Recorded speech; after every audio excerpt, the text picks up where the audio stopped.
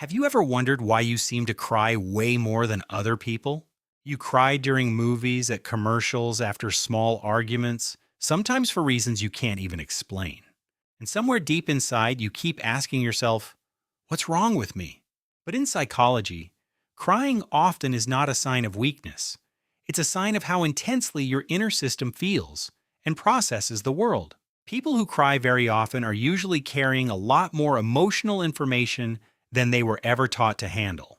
Your tears are often your nervous system saying, this is too much for me to hold alone. Maybe your phone is full of messages, expectations, and tiny emotional cuts that never really heal. So when you finally cry, it's not out of nowhere, it's the last drop overflowing a very full cup. Psychologists have found that frequent crying can be linked to personality traits, like high sensitivity and deep emotional processing. Some people's brains and bodies simply react more strongly to emotional stimuli, good and bad. You notice more, you feel more, and your body reaches its threshold faster than most people around you. That doesn't make you too much. It makes you human in a world that rarely slows down for sensitive people. People who cry often usually aren't overreacting for no reason. Their environment is constantly sending strong signals to their nervous system. Noise, bright lights, pressure, social tension, all of that drains them faster.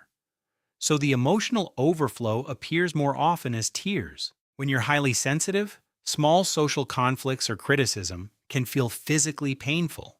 So you step into the bathroom at work and cry in secret, then feel embarrassed for the rest of the day. But from a psychological perspective, this reaction often means your emotional brakes are working, maybe even too hard. Your tears are like these glowing signals telling you something important is happening inside. Pay attention. For many frequent criers, the problem isn't that they feel too much. It's that nobody taught them how to hold what they feel. So every intense situation builds up inside until finally, the only outlet your body trusts is crying. Sometimes it's old trauma, sometimes it's chronic stress, sometimes hormones or mental health conditions. Often it's all of them together. But here's the twist. The people who cry easily are often the same people who care deeply, notice subtle details, and feel genuine empathy. You feel the room, you sense other people's moods, and your tears are one way your system releases that emotional load. So if you cry very often, it doesn't automatically mean something is wrong with you. It might mean you're finally starting to feel how much you've been carrying. Of course, on top of everything, there's the shame. The voice that says, why can't you just control yourself? You tell yourself you're too emotional, too sensitive, too childish, every time your eyes start to fill. You don't just feel the situation, you also feel guilty for feeling it. But what if your tears are not the enemy? What if they're the body's way of screaming what your mouth never learned to say? In crowded places, you might feel like everyone else is fine, and you're the only one fighting tears over nothing. But your brain is picking up on tiny social cues, tone shifts, tensions in people's faces, things that other people simply don't notice as strongly. For a sensitive nervous system, a simple walk through the city can feel like 50 emotional conversations happening at once. No wonder your system reaches its emotional limit faster. Your cup fills up long before anyone else's does.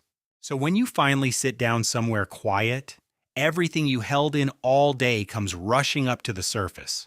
And you cry. Again. Not because you're weak, but because your body refuses to carry a full backpack of feelings for one more step. In therapy, we often teach people like you one simple shift. Instead of asking, what's wrong with me? Ask, what is my body trying to tell me? That sadness you feel so often? It might be signaling exhaustion, grief, or a need for comfort that you've been ignoring for years. The anger you swallow might be your boundaries saying, this is not okay. The empathy you feel until you cry might be your heart saying, this matters to me. Your job isn't to stop feeling. It's to learn how to put your feelings down instead of carrying all of them at once. This might mean scheduling real rest, saying no more often, or talking to someone safe instead of holding everything in until you break. It also means dropping the belief that strong people don't cry, because that idea has probably hurt you more than your tears ever did. Crying is one of the oldest self-regulation tools your body has. It lowers tension, releases stress hormones, and signals to others that you need care. So no, crying a lot doesn't mean you're broken. It means your alarm system is sensitive, maybe even more honest than most. What you can work on is not crying less, but feeling safer, resting more, and letting some of that pressure out before it explodes. Because when your life finally contains more safety than threat, your tears naturally become less desperate and more like gentle rain instead of constant storms. And here's the part almost nobody tells you. People who cry easily often become incredible listeners, friends, creatives, and healers once they stop fighting their sensitivity. Your tears are not a curse, they are a language. And the moment you start listening to what they're saying, your whole relationship with yourself begins to change. Later that week, you sit somewhere public, trying so hard to hold it together, like everyone else seems to do. But your chest gets tight, your throat burns, and before you can stop it, your eyes start to fill again. Someone near you notices.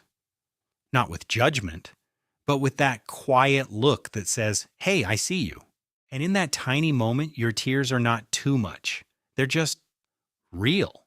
This is what most people never see. The strength it takes to keep showing up in a world that constantly overloads your senses. You don't have to become less sensitive to fit in.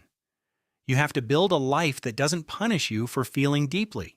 Step by step, you start to realize crying often doesn't make you broken. It makes you honest in a world that's terrified of honesty. You still feel a lot.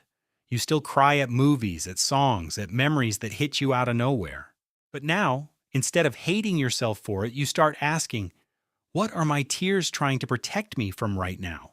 A need for rest, a boundary you're crossing, a feeling you keep swallowing instead of naming. Your emotions are not random chaos, they're signals.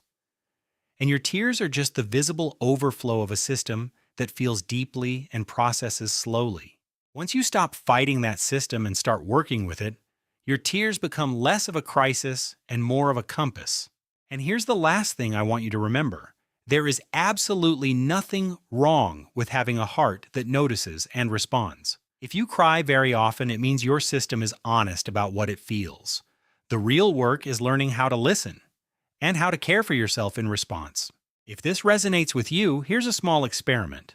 Tonight, when you feel that familiar wave of tears coming, instead of asking, "Why am I like this?" try asking, "What exactly am I feeling? And what do I need right now?" You might still cry, maybe a lot, but it will feel less like drowning and more like letting the waves move through you instead of swallowing them. And if nobody ever told you this before, there is nothing embarrassing about having a body that cries when it hurts. The world needs people who feel, people who notice, people whose tears mean they haven't gone numb.